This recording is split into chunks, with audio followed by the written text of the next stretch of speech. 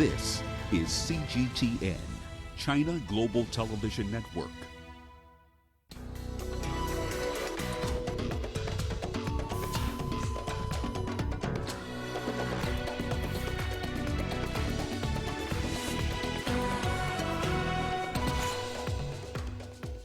Mauritius declares a state of environmental emergency after a ship runs aground and begins spilling fuel. President Buhari denies claims that Nigeria is recruiting reformed Boko Haram insurgents into the military. And trade in narcotics fuels drug abuse in South Africa. Hello and welcome to Africa Live. I'm Mahia Mutua in Nairobi. Also coming up, in business, the East African community launches digital COVID-19 certificates to ease congestion at crossing points. And in sports, pandemic shutdown dents hopes of Nigerian footballers seeking transfers abroad. Let's start the hour with news from Somalia. At least 8 people have died after a suicide bomber detonated an explosives-laden vehicle at the gates of a military base in Somalia's capital. According to Reuters news agency, more than 14 other people have been wounded. Authorities say the death toll is expected to rise. The attack comes just 4 days after another suicide bomber killed at least 4 people at a restaurant in Mogadishu. There was no immediate claim of responsibility in both attacks, but the Islamist Al-Shabaab militant group is suspected of being involved due to its history of targeting security forces. Now, Mauritius has declared a state of environmental emergency. This comes after a Japanese-owned bulk carrier started spilling tons of fuel in the southeast region of the island. The ship had run aground offshore on July the 25th. It is currently grounded at Point Disney. The MV Wakashio is spilling fuel into what the government has termed as very sensitive environmental areas. The Point Disney is listed under the Ramsar Convention on Wetlands of International Importance. Authorities have asked locals to avoid the Point Disney, the lagoons of Blue Bay and Mahebur. The office of Nigerian President Muhammadu Buhari has denied allegations that it is recruiting reformed Boko Haram insurgents into the country's military. The government has been carrying out a rehabilitation and reintegration program for former followers of the group who have denounced the outlawed group's activities. No former Boko Haram militant has been recruited by the military, according to a statement by presidential spokesperson Garba Shehu issued on Thursday. Nor are there intentions or plans by the government to absorb reformed fighters into the military because it is against the code of ethics guiding the program, he added. Now, the statement sought to debunk rumors about the government's de-radicalization, rehabilitation and reintegration program tagged Operation Safe Corridor. Shehu reassured the public that the program, which was launched by the President Muhammadu Buhari's administration in 2015, is supported by various international organizations like the European Union and the United Nations. In June, the military announced that over 600 repentant Boko Haram members were ready for reintegration into their communities after completing their program. However, rumors on social media became rife when allegations from the governor of Borno State, Babangana Zulum, suggested that members of the Nigerian military were involved in an attack on his convoy last week. Some Nigerians reacted to this claim, saying that the attack could have been carried out by former Boko Haram members who may have been recruited into the army. But according to the presidential spokesperson, the public should disregard any misinformation about the program, which he maintained as part of efforts by the government to end the insurgency in the northeast. Phil Ihaza, CGTN, Abuja. Meanwhile, Africa has passed a grim marker in its fight against the coronavirus. The continent has recorded over 1 million COVID-19 cases. Africa has more than 700,000 recoveries, with its death toll standing at over 22,000. Experts have raised concerns over low levels of testing across the continent. The Africa CDC has said 10 countries account for 80% of the tests conducted in Africa. Experts added that the low levels of testing could mean infection rates are higher than what is being reported. A fire has swept through a Unicef warehouse in the DRC capital, Kinshasa. A Unicef spokesperson has said the fire spread to the organization's office. The warehouse contained materials used to fight COVID-19, Ebola, and other diseases. The country is currently battling the coronavirus, a measles epidemic, and the Ebola outbreak in the Equateur province. The DRC's healthcare system relies on international assistance to help it fight various diseases. Now, mosques in the Nigerian commercial capital of Lagos reopened for Friday prayers for the first time since March, when authorities there shut down all places of worship to curb the spread of COVID-19. This follows the decision by the governor of the city to allow houses of worship to hold services once a week at no more than 50% capacity. CGTN's Deji Badmus has that report. Getting screens to gain access to the mosque for prayers. It's a new normal for houses of worship in Lagos, and it doesn't end here. Every worshipper is still required to write down their names and given a tag before they are finally allowed in. And once the number required is complete, the gates are shut. Inside, everyone must observe physical distancing and have their face mask on, in line with the guidelines issued by the government of the city. It's the very first time this mosque will be reopening for worshippers in nearly 5 months after the government shut down all worship places in the city to check the spread of COVID-19. Even the mosque itself took so many measures. Like sanitizing of the mosque, it was done. I think twice, we did it twice. The sanitizing of the people that will come to worship, we make sure the waters are running, not inside the mosque and even outside the mosque. We have soap to wash their hands so that they are coming from outside. They might be contaminated with so many things. Their hands are washed. And we are taking records in case we have an issue so that easy contact and contact tracing can be made. The turnout is very, very impressive. And on the part of the restriction, of course, we have to start from somewhere. We have to start. This is more or less like a litmus test. And of course, we are good to go. For many worshippers, the reopening of religious centers is a welcome relief and gives them the opportunity to also meet with friends they have not set their eyes on since the COVID-19 induced restrictions were imposed. It feels so good. For the past 4 months, we've not been to mosques. We have little prayers. We do prayer around 12, 1. We couldn't do all that. But now that the mosque is open, we are so grateful to Allah that at last it is open. We can gather and pray Jumat. Alhamdulillah. Authorities say this is only just a test to assess the readiness of the worship centers to comply with the COVID-19 guidelines. For now, both mosques and churches are only allowed to hold services once a week, until when the government feels it has the COVID-19 situation very much under control to allow for full-blown operations of worship places. Deji Badmus, CGTN, Lagos, Nigeria. Turning to Hong Kong, where the government has condemned recent U.S. sanctions against Chief Executive Carrie Lam and 10 other Chinese officials. A government spokesperson called it a blatant and barbaric interference and a self-serving move for some U.S. politicians at the expense of bilateral relations. Washington says it is sanctioning the officials for allegedly curtailing the freedoms of Hong Kong residents following the implementation of a national security law in June.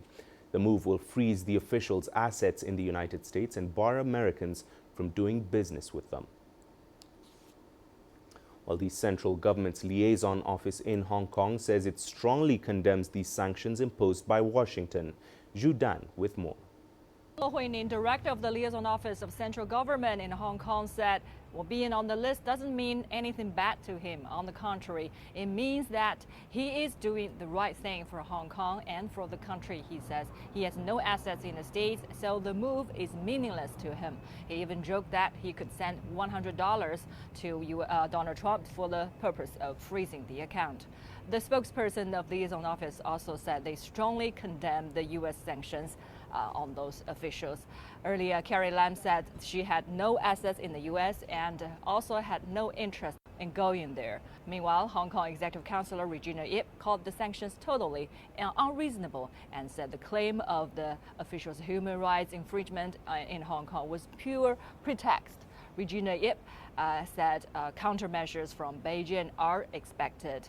While activist Joshua Wong responded that it's time for the world to stand with Hong Kong and reassess their foreign policy on China, saying Beijing is eroding the freedom of Hong Kong.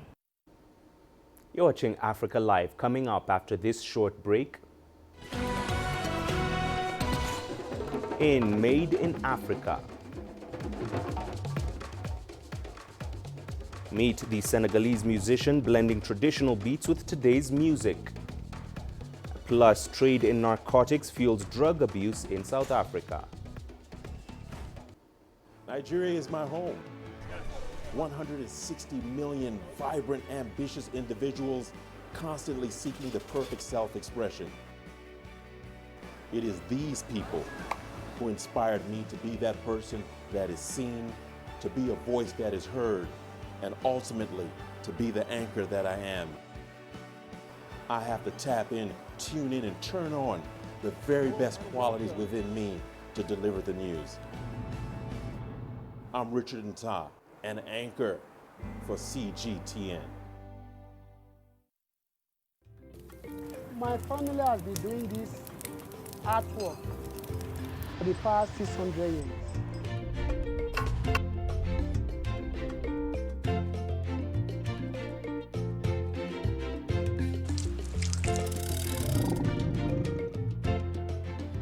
My dream is to be a leading player in Africa in spice sector.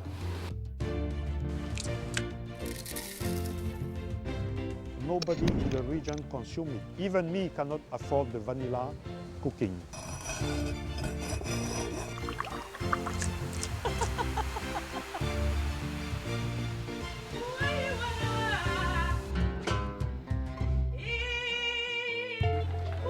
What we've created here is the elegance, the color, the celebration of life.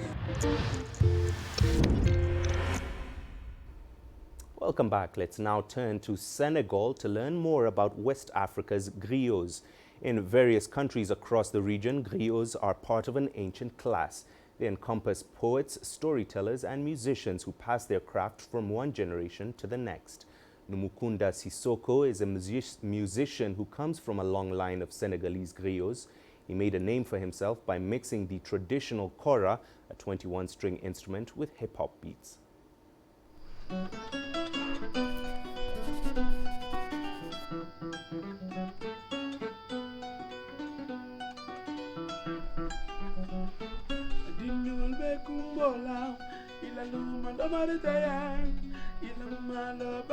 Moi, c'est la musique qui me parle. Je suis né dans la musique, donc mon père, ma mère, hein, la musique.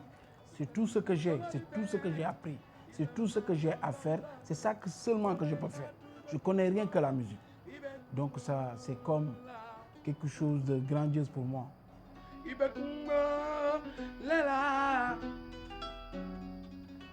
Ça, c'est vraiment ma passion. Je veux toujours être un artiste.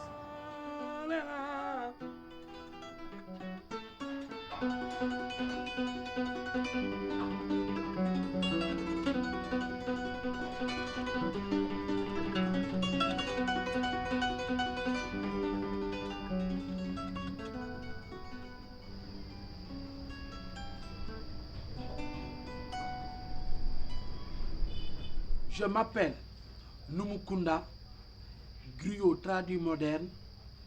Bienvenue au Sénégal, pays de la Teranga. Jërëjëf.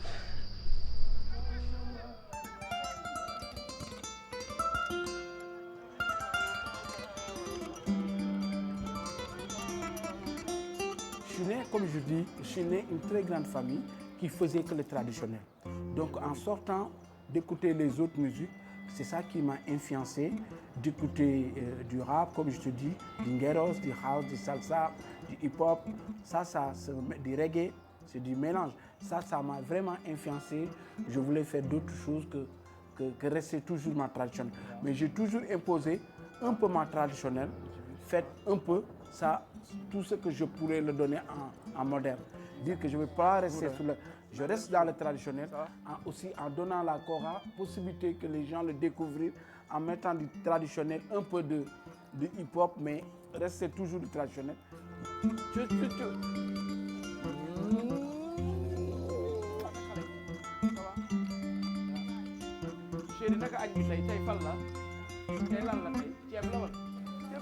Bienvenue à la grande famille. Ça, c'est la grande maison de Banaya Family. Donc, c'est ici que tout s'était passé, qu'on a appris à jouer la kora ici, qu'on a appris à danser, nos mamans ici, toute la famille ici. Donc, tu verras vers 16h, 17h, comme ça, tu vas voir nos enfants, la famille. Tu vois, ils sont devenus grands, ils vont jouer, ils vont faire tout. C'est ici. Tout. J'ai appris ici. Ce petit endroit-là, c'est ici la grande maison.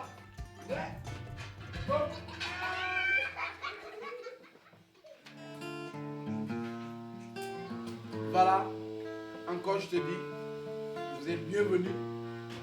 Celle-là, c'est ma fille avec sa copine. Là, ils vont aller à un spectacle. Ils viennent de se réveiller. Même en réveillant, elle va chanter. Elles sont là. Même derrière, il y a Taco, il y a tout le monde, il y a Bana. Abi, Noël.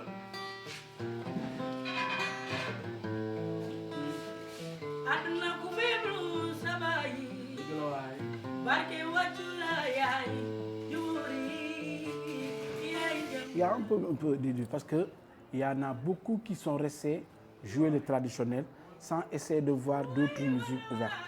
Mais si tu as la possibilité d'essayer de faire d'autres musiques, que ce soit le classique, jazz, tu vois, donc ça te permet d'aller un peu plus loin.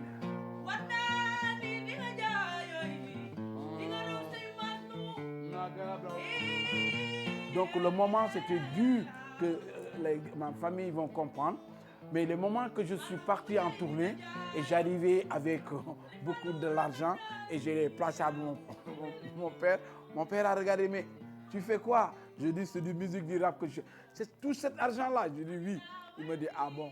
Donc tout ce que tu fais, si tu le fais avec un âme, donc alhamdulillah.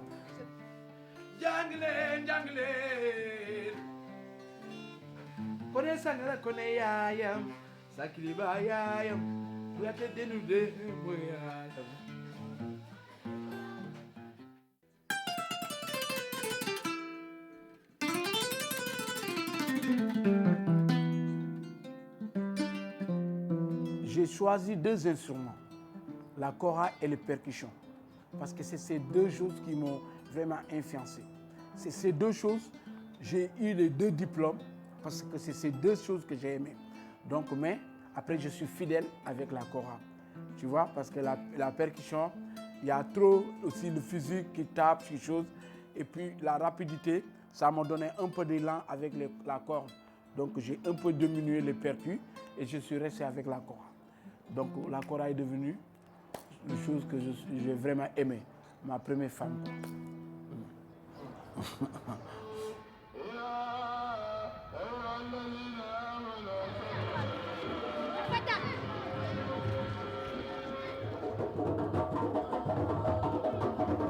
Comme je te dis, vous êtes arrivés avec la grande famille. Ça, c'est la nouvelle génération. Il y avait l'ancien qui était là, mon frère Diabel qui vit à Londres. Donc on est là, on va s'amuser.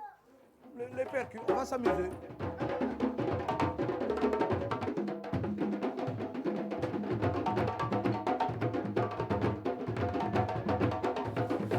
Dans une famille griot, on n'organise même pas. Venez tôt.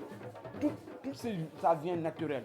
On a des heures qu'on va commencer, on va jouer, voir des trucs qu'on peut changer ensemble. Donc on va le faire. Tu vas voir chaque personne, ce qu'il aime, il va toucher ça. Si c'est le doudou, si c'est la kora, si c'est le balafon, chaque individu. Donc c'est ça le flow. Donc il nous voit tout faire, jouer, danser. Il reprend la même chose.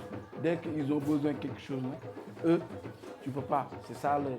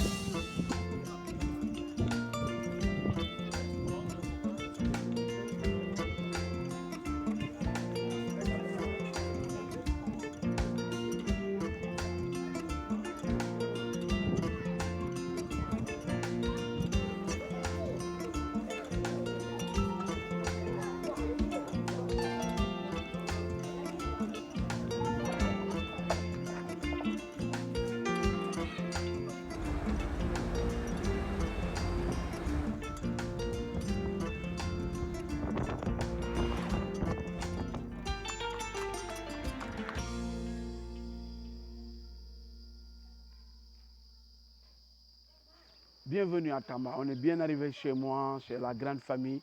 Cette lieu est très important pour nous, Mukunda, parce que c'est là où son père a appris à jouer la kora. Ça, c'est son oncle, la famille Diabaté.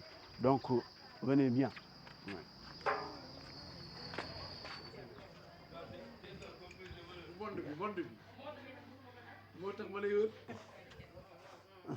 Donc, comme je dis, ce lieu représente le Mukunda. Comme je fais une musique aujourd'hui, c'est une musique mandingue. Et cette musique mandingue vient d'où? De Tambacounda, d'ici. Donc mes parents viennent d'ici. Ils jouent des djembé, du kora, des guitares traditionnelles, du ngoni, tu vois. Donc ma musique, si tu entends le Mukunda, tu vois ma influence dans ma musique, tu entends Tambacounda. Comme je te dis, le lieu est tellement multiple pour moi. Mon premier album, qui s'appelle Tambacounda, parce que c'est pour l'importance de ce pays que ma musique est influencée dessus. Bon, je débatte tous les sujets, que ce soit non à la violence, non à la guerre, la paix, les enfants, tu vois, c'est important. Je parle de la société, tu vois, comment on vit. Et puis partout où je vais aussi, partout dans le monde, les sujets qui chose, ce que j'ai raconté, j'essaie de dire ce que je pense. Donc, un peu, je ne suis pas politique, mais je parle un peu en Afrique, ce qui se passe. Donc, sans faire le politique. Donc, il y a tous les sujets que je débatte dans ma musique, toutes les influences que je pense. Si je le dis, ça peut faire quelque chose. Oui.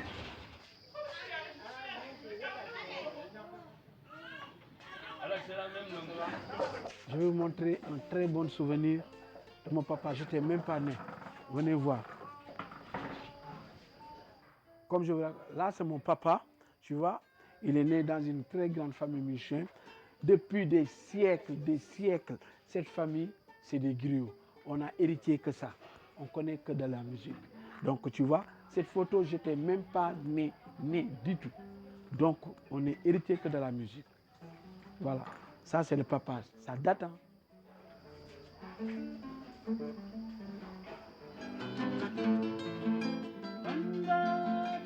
Oui, comme je te dis, quand j'étais enfant, j'ai copié mon père, qu'il soit guitariste, percussionniste, danseur.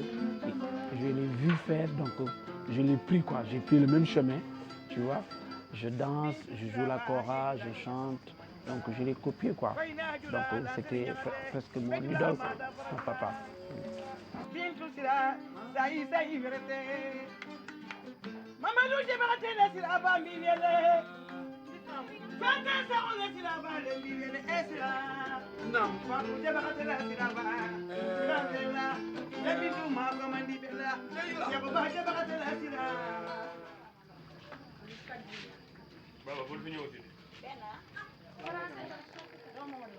L'Afrique, nous, en ce moment, l'Afrique était divisée en royaumes. Bon, l'autre royaume avait comme la guitare traditionnelle qu'on appelait le ngoni. D'autres avaient les tambours. Dans le côté mandingue, on avait la kora. La kora, c'est un instrument traditionnel africain. Un instrument royal. Si je dis royal, c'est-à-dire, c'est un instrument que j'ai toujours pour les rois. Comme l'Afrique, ça tourne. Le kora était l'instrument messager. Vraiment, elle a vu le jour vers le XIVe siècle. Mais avant qu'elle ne soit kora, elle était d'abord kora. Mais kora pas au même sens qu'aujourd'hui. Parce qu'avant, elle était de 4 à 6 cordes. Mais aujourd'hui, elle se retrouve à 23 cordes. Donc cet instrument est un instrument noble. Elle est légitime d'une famille royale. Et le griot qui le joue aussi, c'est un griot complètement à part entière, un griot noble. Un griot noble, c'est un griot qui est vraiment griot. C'est la raison pour laquelle la kora elle était un instrument très fascinant pour l'Afrique. Voilà.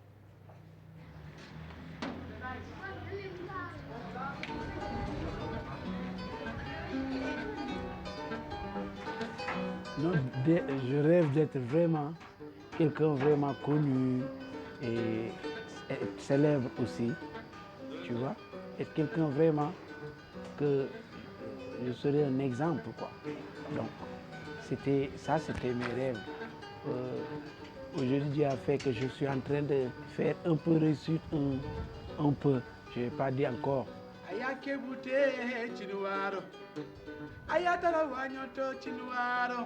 Je rêve d'être quelqu'un vraiment qui peut aider, qui peut donner socialement, qui peut donner et puis faire quelque chose aussi que c'est un référent. Donc, Dieu est grand, je suis dans le chemin, je touche du bois, je veux que ça continue jusqu'à mes rêves pourraient se réaliser, Inch'Allah.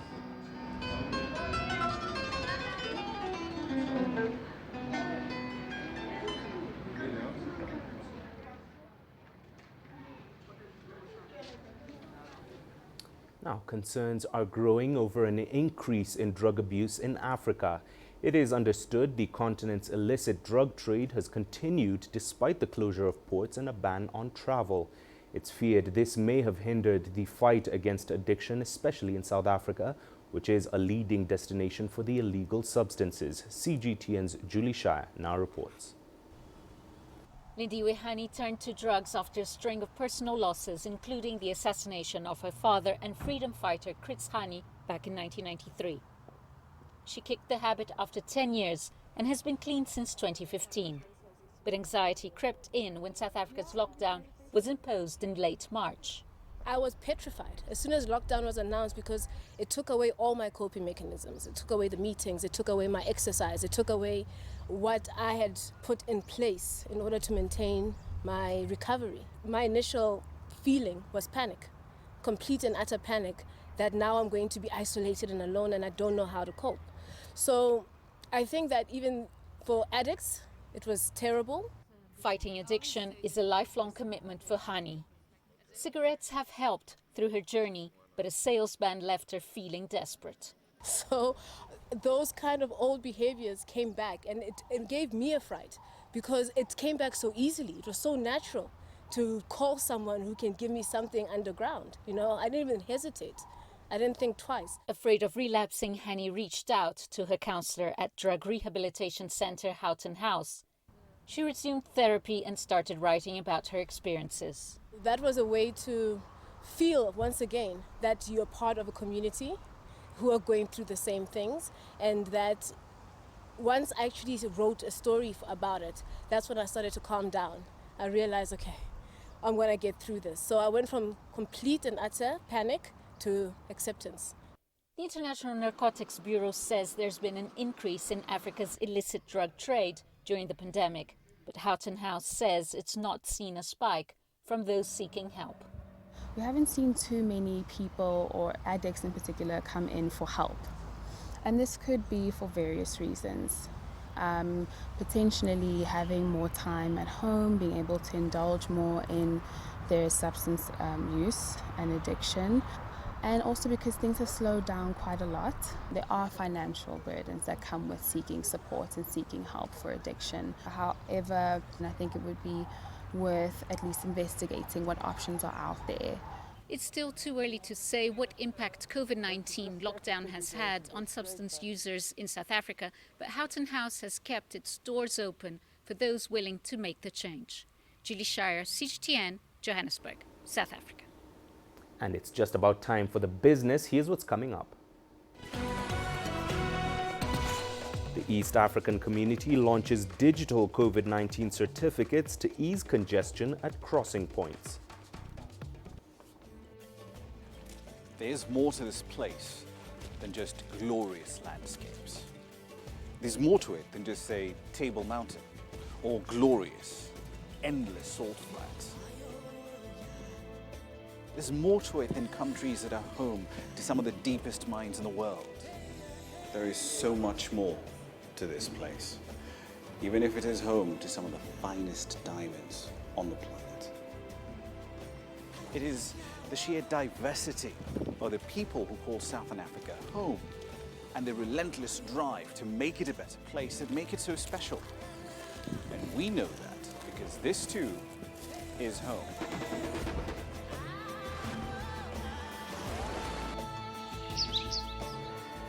No one knows Southern Africa like we do. CGTN, see the difference.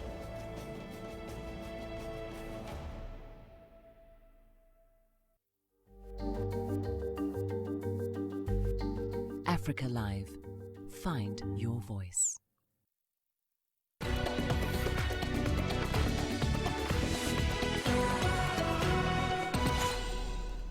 The East African community has launched digital COVID-19 certificates. The move is aimed at preventing the use of fake certificates and help ease congestion at crossing points. EAC says the system will be operational at border points of Malaba, Rusumo and Kobero, while it will come into effect at Mutukula crossing point and Namanga from August the 14th and 21st, respectively. The electronic cargo and driver tracking system will ease the movement of goods at the border points, as it will allow sharing of COVID-19 test results of truck drivers electronically. This eliminates the need for physical checks, which have been blamed for causing delays in clearance at regional borders. The reliance on hard-to-verify manual certificates has been blamed for costly long delays at border points that sometimes last for weeks. Cairo-based African Export-Import Bank has committed $400 million in loans and guarantees to Mozambique's $20 billion liquefied natural gas project. Afrexim Bank's move follows a similar commitment for the same sum by the African Development Bank last month. The Mozambique LNG Area 1 project is ranked as Africa's biggest single largest foreign direct investment to date. It'll consist of 2 LNG trains with a total capacity of around 13 million tons per year. French energy firm Total, the operator, has secured a $14.9 billion senior debt agreement, the biggest project financing Africa has seen. Now, Somalia is expected to announce the winners of its first oil and gas licensing round early next year. The country is offering 7 deep-water offshore blocks. They are estimated to be among the most prospective areas for hydrocarbon exploration and production. Authorities had previously planned to offer 15 offshore oil blocks. They, however, cut this down as oil companies started to cut back their upstream projects due to the recent price collapse. Oil and gas exploration started in Somalia around the 1950s and 60s with a total of 70 wells drilled, 80% of which were onshore. Many major companies, including ExxonMobil, BP, Texaco and Shell, were active in the region at the time. Now, Tanzania's central bank says the country's banking sector is sound and stable despite challenges posed by COVID-19. According to its monetary policy statement for June, lenders in the East African nation have remained afloat, shown by the ratio of liquid assets to demand liabilities of around 32.7%. That is against the minimum regulatory requirement of 20%. With the details, here is CGTN's Daniel Kijo. The Monetary Policy Committee met last week to review the performance of Tanzania's economy. It observed that despite the impact of COVID-19 on a few sectors, such as tourism and entertainment, the economy performed satisfactorily. Now, the bank intends to introduce measures that focus on flexibility on regulatory requirements for loan restructuring in various forms. Ivan Terimo, a banking expert, says despite the economy being hit by the COVID-19 pandemic, the rate of unserviced loans is still manageable. So I think the NPLs are there officially as a number. We should try and see whether it crosses the historic highs of around 12.52 in the next reportings. But definitely the support the banks have given should help ease that for the time being. The central bank reports that during the first quarter of 2020, the economy output grew by 5.7%, mainly driven by construction, agriculture, transport and mining. The Monetary Policy Committee has called upon the central bank to design ways to protect customers of financial services against high interest rates charged by banks and financial institutions, as they have a negative impact on the growth of the private sector. This, they hope, will keep business momentum. Banks and mobile operators are also encouraged to increase initiatives of leveraging digital payment platforms. We are aiming to keep encouraging digital banking and for people to use digital financial transactions through digital means. Those came from having discussions on improving the sector. Along with the measures aimed at encouraging attractive lending practices, experts say banks should use experience from COVID-19 to design new products and services. And giving them the solutions that help them collect more cash that help them reduce their cost of operating, that helps be patient with them in terms of the tough times, that helps them to deliver on their objectives and not go out of business. So I think the opportunities are definitely there for the banks that have put the right sort of thinking cap on. Definitely the opportunities are there, and they're mostly within innovating the right solution. Most banks have started to implement the central bank's advice to ease debt payments to clients due to the impact of COVID-19. Players in the sector will now have to wait to see the real impact the measures will have on the economy. Daniel Kijo, CGTN, Dar es Salaam. Onto the international front now. German carrier Lufthansa posted its worst loss ever in the second quarter. That came as the company warned that it did not expect air travel to return to pre-pandemic levels until 2024.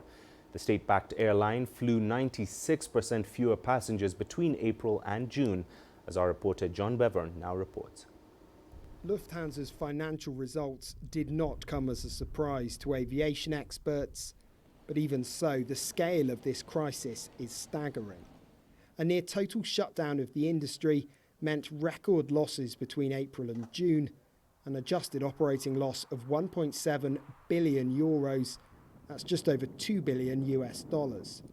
With a 9 billion euro state bailout to pay back and a market still in crisis, the airline unveiled a restructuring programme to include the loss of 22,000 full-time jobs, while 100 aircraft will be cut from the fleet. Uncertainty about the future is set to make the next few years very difficult. A change in culture and working practices might be very bad news for all airlines that rely on business travel.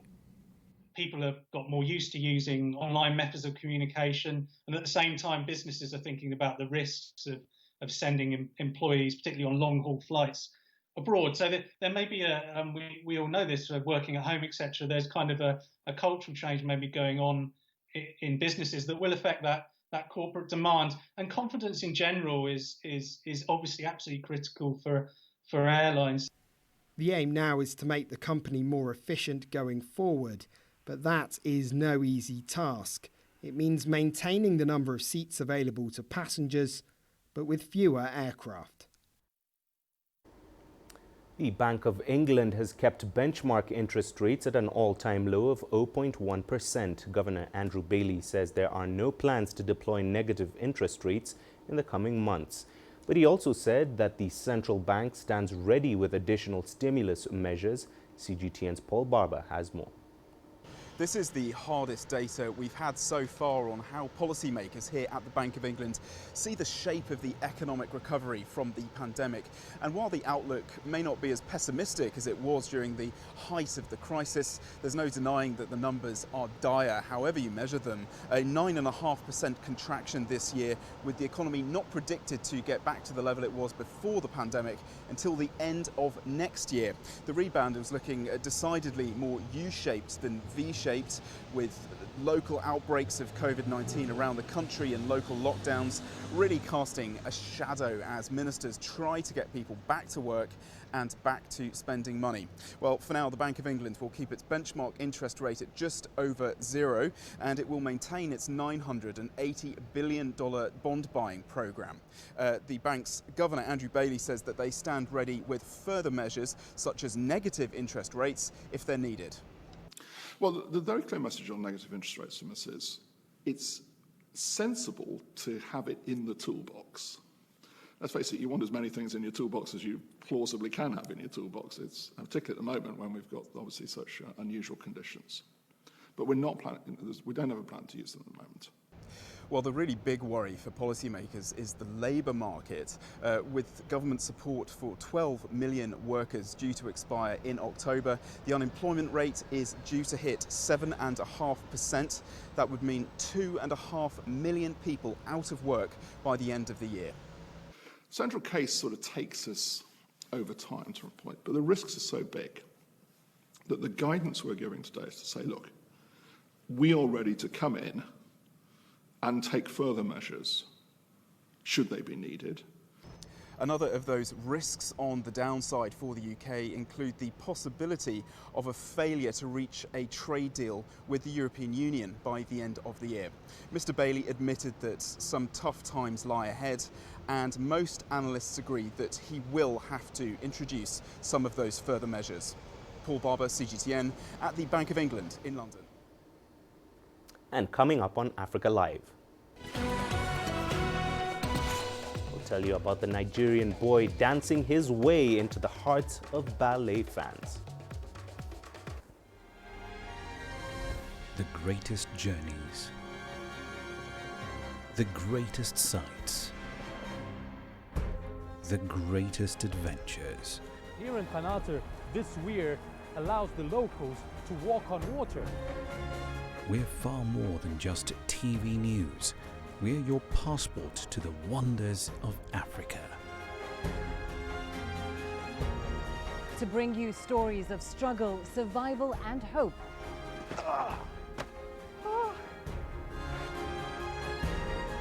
So let's explore.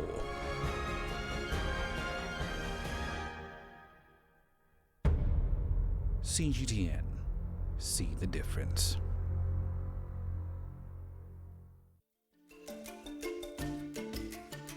Africa Live. Find your voice.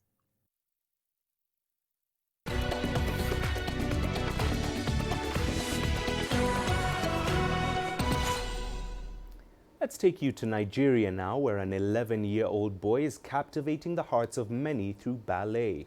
Anthony Madu has gone against all odds and proven gender stereotypes wrong by performing exceptionally well in the art. But what exactly motivates him to do so? CGTN's Enoxikolia now reports. Anthony Madu is getting ready for his ballet class. The 11-year-old's parents had initially wanted him to become a priest, but instead Madu chose to pursue his dream of becoming a ballet dancer. Ballet is my life and I practice everywhere, and when I'm dancing I feel as if I'm on top of the world, and anytime my mom sends me an errand, I dance ballet before I go to that place, and it makes me feel very, very happy. I so much love ballet. Madu dances with a lot of grace and poise, such that a video of him dancing barefoot in the rain drew in over 15 million viewers.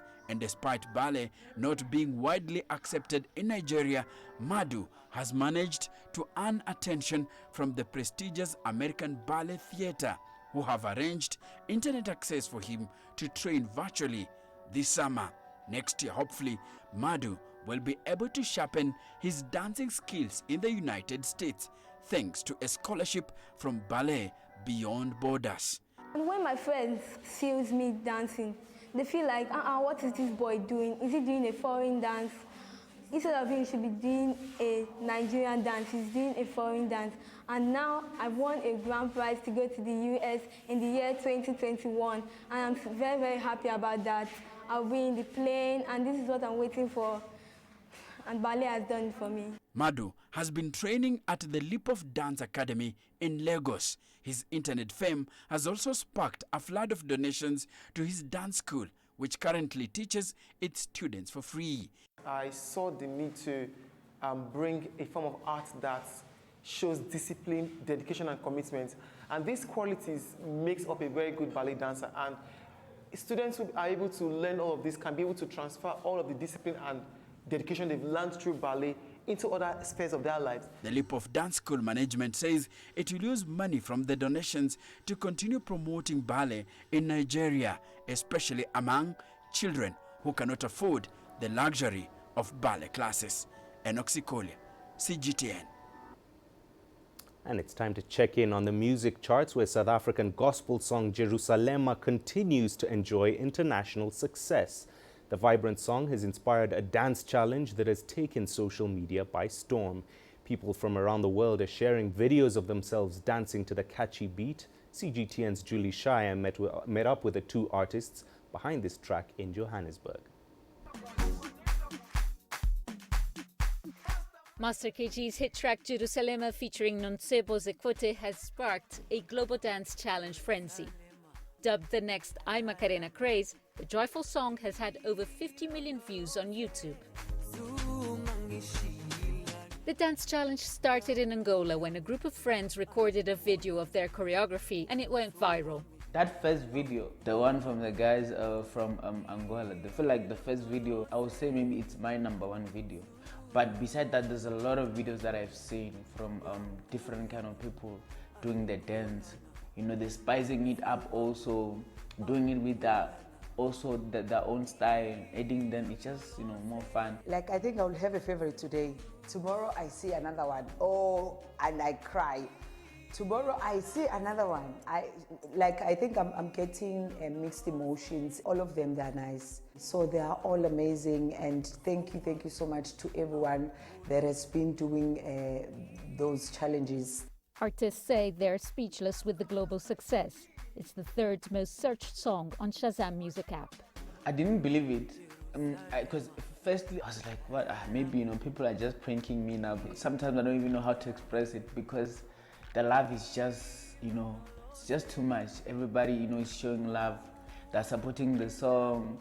They're having fun with the song. The song is, you know, lifting their spirits up. The way it started, actually, Master KG called me to say, come Nomcebo, I want us to do this song together. The beat was so amazing. And then I just came out like, Jerusalem, ikhaya lami, ngilondoloze, uhambe nami, zungangishiyilana, which simply means, Jerusalem, my home, go with me, never leave me here. My home is not here. South Africa has recognized the duo's global success and appointed them as young ambassadors. Me, as also a young boy from the villages, you know, I'm happy that, you know, I'm gonna inspire a lot of guys, a lot of kids out there. I'm so happy about this opportunity, and I'm looking forward to just, you know, representing my country all over the world. You know, giving them the taste of South African music and what we are capable of as South Africans. Jerusalem has got the whole world dancing through this pandemic. Even I gave it a try. You know the moves, the Jerusalem dance move. Okay, do you want me to teach you now? You need to know, like, 1, 2, 3, 4. 1, 2, 3, 4. 1, 2, 3, 4. Da, da. I think it's all about counting. If you've got your counting right, you're gone. This joyful song has reached all corners of the world, and it's lifting spirits when people need it the most. Judy Shire, CGTN, Johannesburg, South Africa.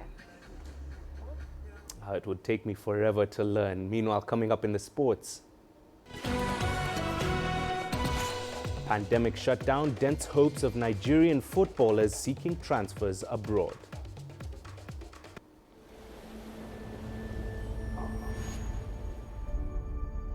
How would you create your legend?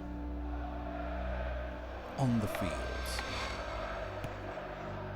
on the tracks, in the arenas of Africa.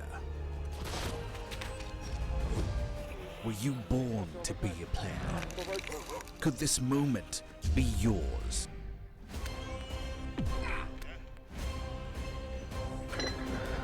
Sports Scene. Find your game.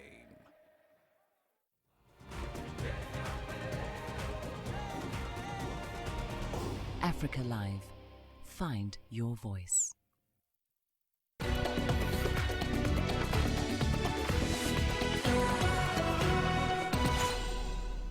Well, we kick off in Nigeria, and the prolonged suspension of football activities across the country due to the pandemic is beginning to take a huge toll on professional footballers. Nigeria is Africa's biggest exporter of football talent, and the current ban is threatening to affect the future of domestic players that were hoping to be signed by foreign clubs. CGTN's Phil Ihaza tells us more from Abuja. If you have passion for whatever you are doing, 25-year-old Austin Oladapo is a professional football player for Nigeria's Premier League club Enyimba FC. Normally right now, he'd be training on the pitch, but due to the pandemic, he's had to find other ways to stay in form. I have to keep myself fit. I don't have to relax because of the break. So I've been working very hard morning and evening to make sure I keep fit, so that when the season starts, I won't look so weak. I'll still be agile. Austin was a member of the Nigerian national team that won a silver medal at the 2018 African Nations Championship. Having become a star at home, he was hoping to become one abroad, and this season he began attracting offers from foreign clubs. But in March, the Nigerian Football Federation ended the domestic Premier League and suspended all football activities in line with government guidance on COVID-19. Austin says it could affect his dream of playing professional football abroad. I had a very fantastic season, and I've been expecting some good things from abroad, from the European teams. But because of this pandemic, I think all of them are saying that I should be patient, because I have to be patient. There's no flight. The embassy is not open yet, so it's really affecting me. Football administrators have set between September and October as a tentative period for the start of next season. However, officials say their decision is subject to the full reopening of the country and the approval by health authorities. Football pundits say the federal government and sport administrators may need to work more closely to find a solution rather than wait until the pandemic is over. The government should work with the league management company by making sure that there are guidelines put in place to make sure that there is a restart. For example, help them in the area of testing of players, help them to sanitize the stadiums. Yes, all the stadiums need to be sanitized, and make sure that they also help them with some finances to make sure that they can keep them together. Because like what is happening abroad, where they are kept in a special place, for example, like a hotel, special hotel, making sure that they are isolated from the public. After a virtual meeting held in July, the Nigerian Football Federation say they will come up with guidelines for clubs ahead of the restart, currently scheduled for September. It takes a lot of determination and diligence to stay fit and relevant for a contact sport like football. For a lot of professional players like Austin, time may be running out for them to score crucial goals in their career in spite of efforts by the government to contain the outbreak and restart the games. Phil Ihaza, CGTN, Abuja.